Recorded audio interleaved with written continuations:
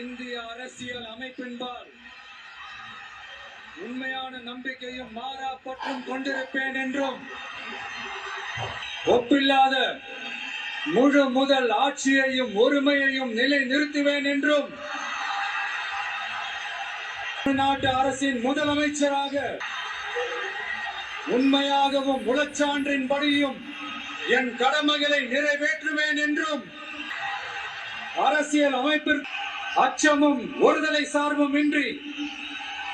விருப்பு வெறுப்பை விலக்கி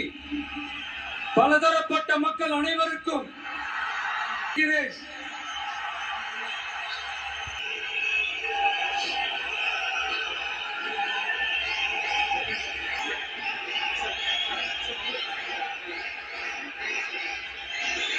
முக்கிய கோப்புகளில்